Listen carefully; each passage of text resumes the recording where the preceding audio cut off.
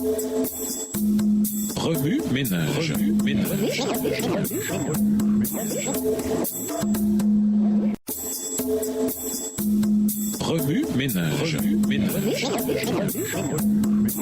Bienvenue dans votre émission. Remue ménage. Nous voilà à la leçon de lundi, interpréter une vie focalisée sur Dieu. À une époque de consumérisme où les valeurs séculières ont fait du soi le centre de tout, Dieu nous appelle à nous détourner de la tyrannie, de l'égocentrisme et de l'esclavage de l'importance exagérée de soi-même et à le mettre, lui, au premier plan dans notre vie. Certains ont comme centre de leur vie l'argent, d'autres le plaisir ou le pouvoir, d'autres encore le sport, la musique ou le divertissement. Le message de l'Apocalypse est un appel retentissant à craindre, à respecter et à honorer Dieu en tant que véritable centre de la vie. Le contrôle de l'esprit constitue l'enjeu principal du conflit final ici-bas. C'est une question d'allégeance, d'autorité et d'engagement envers la volonté de Dieu. Dans la grande controverse, la bataille finale oppose le bien et le mal pour savoir qui contrôle nos pensées. C'est pourquoi l'apôtre Paul nous donne cet avertissement. Ayez en vous les sentiments qui étaient en Jésus-Christ. Philippiens 2, verset 5, version du second. Ce qui implique une permission ou un choix, il fait référence à un acte délibéré de la volonté. L'esprit est la citadelle de notre être. Décider d'avoir en nous les sentiments qui étaient en Jésus-Christ, c'est permettre à Jésus de façonner notre pensée et, par extension, notre être, en remplissant notre esprit des choses éternelles. L'esprit étant la source de nos actes. Ceci révèle donc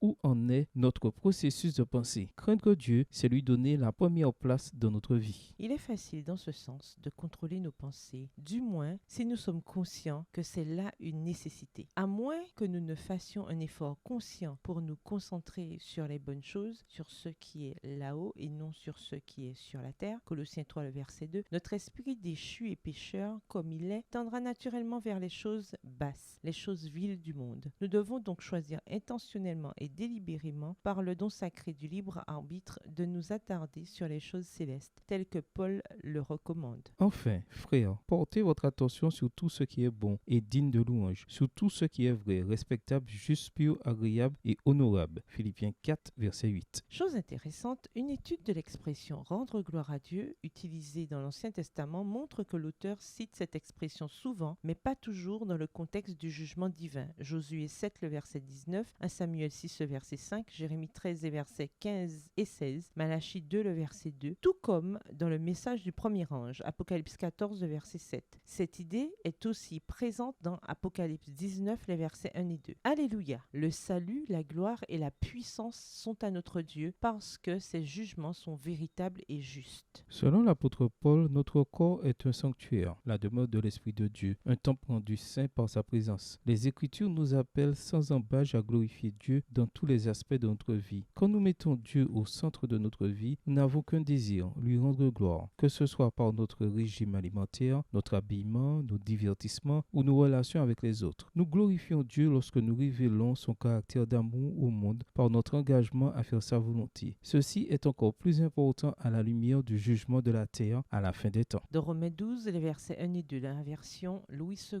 le mot grec pour corps est somata. Une meilleure traduction étant la somme globale de ce que nous sommes, corps, esprit et émotion. La version biblique Parole de vie, Nouveau Testament, traduit l'expression service raisonnable par culte logique. En d'autres termes, lorsque vous vous engagez totalement à craindre Dieu et à lui donner gloire dans tout ce que vous faites en lui donnant votre esprit, votre corps et vos émotions, vous rendez à Dieu un culte logique, un culte qui a un sens. Et à la lumière du jugement de Dieu, craindre Dieu et lui obéir est à l'évidence une très bonne idée. Ménage, après avoir regardé votre texte écrit et annoté, quels éclairages particuliers vos notes semblent-elles indiquer dans l'ensemble? Quelles questions émergent après l'étude de la leçon d'aujourd'hui? Quelle partie trouvez-vous difficile? Quels autres principes et conclusions découvrez-vous? Que pouvez-vous faire pour vous assurer que vous glorifiez effectivement Dieu dans votre corps, votre esprit et vos émotions? Au revoir. Et à demain si Dieu veut. Remue ménage. Remue ménage.